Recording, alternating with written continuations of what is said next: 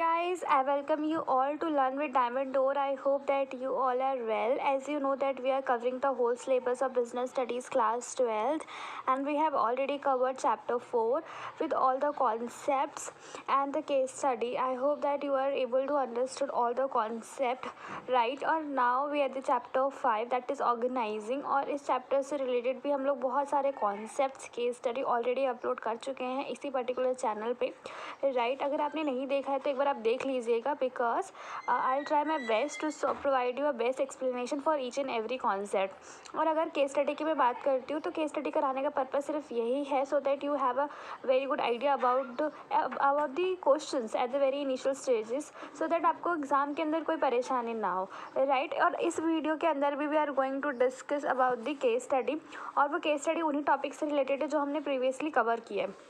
तो इसीलिए अगर आपने प्रीवियस टॉपिक नहीं देखा है that is functional and divisional structure, ठीक है, तो आप एक बार देख लीजिएगा या फिर बुक से पढ़ लीजिएगा so that you have a good idea right. तो तभी आप इसके आंसर दे पाएंगे और तभी वो केस स्टडी भी समझ में आएगी right. So let's start with the first case study. A company which manufactures a popular brand of the toys has been enjoying a good market reputation. It has a separate department for production, marketing, finance, human resource, research, and development. Right? Lately, to use this brand name and also use to onto a business opportunities, it is thinking to diversify into the manufacturing of the range electronic toys for which a new market is emerging. तो ये आपका पूरा case study है, ठीक है। I hope कि आपको case study समझ में आ गई होगी, ठीक है। इसमें कुछ बोला नहीं गया है कि बस एक कंपनी है, उन्होंने मतलब मैन्युफैक्चर करते हैं टॉयज़, ठीक है, उनकी काफ़ी अच्छी रेपुटेशन है और उनके पास क्या है, अलग अलग डिपार्टमेंट है, ठीक है ना, separate department for each and every function, ठीक है, जैसे कि उन्होंने बता ही रखा है राइट। और उन्होंने क्या बाद में किया है कि brand name and also to cash on to new business opportunities, और मतलब न्यू बिजनेस अपॉर्चुनिटी को भी ढूंढा है। It is likely to diversify into the manufacture of the new range of the electronic. उन्होंने बोला कि हम ना सोच रहे हैं कि डाइवर्सिफाई भी करें राइट, न्यू प्रोडक्ट जो भी मार्केट चाहती है या फिर जिसमें भी मार्केट एमर्ज हो रही है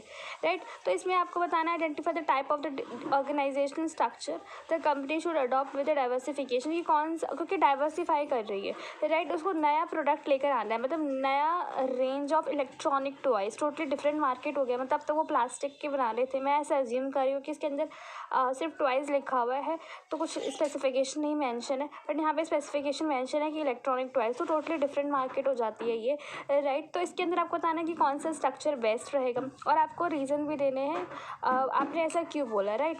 और नेक्स्ट इज़ दैट आपको कोई 4 बेनिफिट बताने हैं, ठीक है, जो भी ऑर्गेनाइजेशन आपने इसमें आइडेंटिफाई की है, ठीक है। 5 मार्क का क्वेश्चन है, तो मेरे को पता, अब तक तो आपको पता लग ही गया होगा कि आपको 5 मार्क का क्वेश्चन है, 6 मार्क का क्वेश्चन है, 3 मार्क का क्वेश्चन है, तो कितनी लेंथ रखनी है, क्योंकि मैं हर केस स्टडी कराते वक्त आपको बताती हूँ राइट। और अगर आपने नहीं देखी तो आप प्लीज़ एक बार गो थ्रू कर लीजिएगा, ठीक है, क्योंकि मैंने हर केस स्टडी में आपको समझा रखा है कि आपको कैसे अटैम्प्ट देना है so that you get a full marks right. तो इसके अंदर नॉर्मल सी बात है, जब भी हमें एक डाइवर्सिफिकेशन न्यू प्रोडक्ट डालना होता है तो डिविजनल स्ट्रक्चर होता है, वेरी नॉर्मल आंसर राइट। तो इन्होंने एक्सप्लेनेशन प्रोवाइड कर रखी है, ठीक है, बट इतनी सी एक्सप्लेनेशन से काम नहीं होगा, you have to provide at least 5 to 6 lines for only divisional structure right, क्योंकि यहाँ पे रीज़न पूछ रखा है स्पेशली, और ये 5 नंबर का क्वेश्चन है, 2 मार्क्स, तो 2.5 marks for this and 2.5 marks for this right. तो इतने से एक्सप्लेनेशन से काम नहीं चलेगा, you have to explain it very well, ठीक है ना। और हमने इसको डिटेल में बहुत अच्छे से समझा है, मतलब इसके लिए 2 वीडियो बनाई है, डिविजनल और फंक्शनल स्ट्रक्चर के लिए, क्योंकि वो काफ़ी लेंथी टॉपिक था, ठीक है ना। तो ये बहुत इट्सेल्फ में बहुत इंपॉर्टेंट हो जाता है और इससे क्वेश्चन आने के चांसेस काफ़ी राइट। तो ये है, तो इन्होंने सिंपल सी 2 लाइनें लिख दी that since the company is diversifying with the manufacture of the new range of the electronic toys, it need to add more employees, create more department and it reduce new level of the management, ठीक है। तो उन्होंने simple से बता दिया है, but हमने बहुत डिटेल में पढ़ा, इसकी डेफिनेशन पढ़िए, आपको वो लिख कर आनी है प्रॉपर अच्छे तरीके से। नेक्स्ट पूछा गया इसके 2-4 बेनिफिट बताने हैं, ठीक है। The business will get the following benefit by adopting the division structure, कहने का मतलब यहाँ पे इसलिए आंसर नहीं दे रखा है क्योंकि हमने प्रीवियस वीडियो के अंदर ही इसके एडवांटेजेस डिसएडवांटेजेस डिस्कस करे थे, ठीक है ना। और आपको कुछ नहीं करना, आपको सिर्फ लिखना है वहाँ पे पार्ट, जैसे कि जो भी पार्ट नंबर है उसका पिछला जो पार्ट होगा वो डाल के आपको सर्च कर देना है बाय डायमंड डोर और आपको मिल जाएगा, राइट। और उसको वहाँ के अंदर वहाँ पे ना क्या है, हमने एक्सप्लेन जो है ना ईच एंड एवरी कॉन्सेप्ट को बहुत डिटेल में कर रखा है, मतलब हर एक पॉइंट को बहुत डिटेल में। और अगर मैं यहाँ पे भी वही पॉइंट डिस्कस करती हूँ ना, ये टोटली टाइम वेस्ट है, राइट। तो उन बच्चों के लिए जिन्होंने देख रखा है, ठीक है, और जिन्होंने बुक से पढ़ रखा है, ठीक है, तो they really don't need to waste their time, right. तो यहाँ पे आपको 4 एक्सप्लेनेशन ढूंढनी है और यहाँ पे लिखनी है, ठीक है। तो वहाँ पे बहुत ही नॉर्मल तरीके से एक्सप्लेनेशन मेंशन, जैसे कि वो अपॉर्चुनिटीज़ हेल्प करते हैं, स्पेशलाइजेशन में हेल्प करते हैं, ठीक है ना, और ओवरलैप्स नहीं होता, ठीक है ना। तो इस तरह के हैं, आपको जस्ट वहाँ पे रीड करना है और वहाँ पे गो थ्रू इट कर लेना है और आपको लिखना है, और इससे ईजी ना कोई क्वेश्चन बनता नहीं है actually, right. So let's start with the second case study. Neha runs a factory wherein she manufactures shoes. The business has been doing well and she intends to expand by diversifying into leather business as well as the western formal wear, thereby making her company's complete provider of the corporate wear. This will enable her to market her business unit as one shop for the working woman.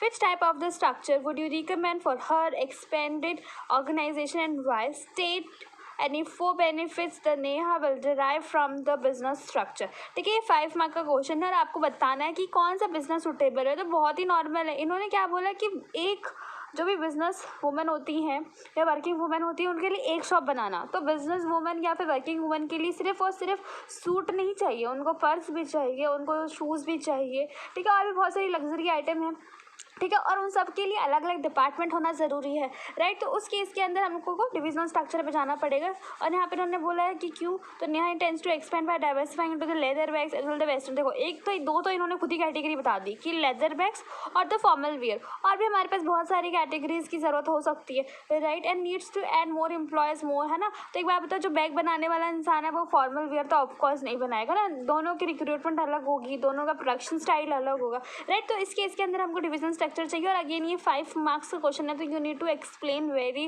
Well for the division structure. काफ़ी अच्छी explanation देनी है आपको, at least मतलब 5 to 6 line तो देनी पड़ेगी, ठीक है। क्योंकि ना मुझे यहाँ तक समझ में आ रहा है कि ये 2.5 मार्क्स का तो नहीं होगा, लाइक ये 2 मार्क्स का होगा। 4 मार्क्स के यहाँ पे आपको बेनिफिट बताने हैं, तो सेम जो ऊपर वाला का केस था अब वही वाले बेनिफिट बता दीजिए कि जैसे कि ग्रोथ होगा, स्पेशलाइजेशन होगा, राइट, कोऑर्डिनेशन, तो मैं कोऑर्डिनेशन हो सकता है, राइट, और भी 3-4 बेनिफिट जो प्रीवियस वीडियो में मैंने कंप्लीट करा रखे हैं, आप उसके एक बार रेफर कर लीजिएगा, राइट। मैं अभी इसके अंदर थोरोली एक्सप्लेनेशन नहीं दूंगी, ठीक है, बिकॉज मैं I have already covered this topic very well, ठीक है। और अभी इसी का पिछला वीडियो ही है जिसके अंदर हम लोगों ने एडवांटेजेस, डिसएडवांटेजेस, डिफरेंस ये सब कंप्लीट किया था, और एडवांटेजेस ही आपके बेनिफिट्स हैं, ठीक है ना। बुक के अंदर कोई अलग सा टॉपिक नहीं दे रखा है बेनिफिट्स का, ठीक है। जो भी एडवांटेजेस आपको जिस टॉपिक में दिख रहे हैं ना, these all are considered as a benefit of that topic, right. तो आपको उसी को लेके चलना है और उसी को लेके यहाँ पे आंसर लिखना है, राइट। और आपको कुछ भी डाउट होता है पिछली वीडियो से तो आप कमेंट कर सकते हैं, I will try my best to solve all your query, right. So let's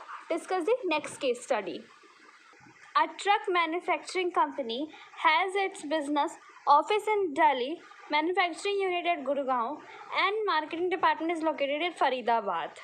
Which type of organizational structure should it adopt to achieve its target? Give reason and state any 4 advantages of this organization structure. और 6 mark का question है, right. तो बहुत ही normal case study है, मतलब उनका जो registered office है ना जहाँ पे डॉक्यूमेंट्स वगैरह रहते हैं वो दिल्ली में है, मैन्युफैक्चरिंग जहाँ पे बनता है वो हमारा गुरुग्राम में है, और जो मार्केटिंग डिपार्टमेंट है जहाँ से मतलब मार्केटिंग होती है, जहाँ से एडवर्टाइजिंग होती है वो फरीदाबाद में, ठीक है। बन क्या रहा है, सिर्फ एक प्रोडक्ट, दैट इज ट्रक, ठीक है। मैन्युफैक्चरिंग हो रही है सिर्फ एक प्रोडक्ट की, तो बहुत ही ईजी है। मैंने आपको एग्जांपल भी सिर्फ मैन्युफैक्चरिंग का ही दिया था, राइट। तो the company should adopt the functional structure, क्योंकि यहाँ पे सिर्फ और सिर्फ मैन्युफैक्चरिंग को बना रहे हैं, एक ही प्रोडक्ट पे फोकस कर रहे हैं और उसको फिर अलग अलग उसके अलग अलग डिपार्टमेंट बनाए जाएंगे, right. The company has a separate department like manufacturing, marketing etcetera, अलग अलग जगह पे। और आपको क्या करना है, इसके बेनिफिट्स बताने हैं, क्योंकि 6 नंबर का है तो मेरे को जहाँ तक समझ में आ रहा है तो सबसे पहले आपको 1 नंबर मिलेंगे फंक्शनल स्ट्रक्चर को लिखने का, ठीक है। आपको एटलीस्ट मतलब 3 लाइन्स to 4 लाइन्स आपको एक्सप्लेन करना है,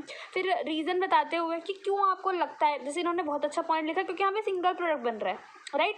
और नेक्स्ट है, और फिर इन्होंने एक्सप्लेनेशन में दे भी दिया एग्जाम्पल में, जैसे कि मैन्युफैक्चरिंग ये रहा, मार्केटिंग घेरा, राइट। और हमारा क्या था दूसरा वाला, रजिस्टर ऑफिस दिल्ली में है, राइट। और फिर पूछा इसके 4 एडवांटेजेस, तो सेम मैं वही कहूँगी जैसे मैंने प्रीवियस वीडियो में कहा था कि हमने इसके ऑलरेडी डिस्कस करे हुए हैं प्रीवियस वीडियो के अंदर, advantages of the functional structure. उसके अंदर भी यही था, प्रोडक्ट स्पेशलाइजेशन, राइट, इकोनॉमिकल है, राइट, और एफिशिएंट ग्रोथ में हेल्प करता है, कोऑर्डिनेटिंग में हेल्प करता है। तो ये कुछ 4-5 है वहाँ पे, आपको बस देखना है, समझना और लिखना है, राइट। और मैं बताऊँ तो ये बहुत ही ईजी, मतलब it's very easy case study. इतनी ईजी तो खैर पेपर में आप एक्सपेक्ट नहीं करोगे, राइट, बट कई बार टीचर दे देता है, जब पूरा पेपर टफ होता है तो उसमें एक क्वेश्चन आपका ईजी सा डाल देते हैं, right. So that's all for today's video. I hope that you are able to understood the whole case study, right. और आपको कोई भी डाउट है तो आपको कुछ नहीं करना, सिंपल कमेंट करना है, right. And do like, share, subscribe. I am very thankful to you. Bye bye guys, take care.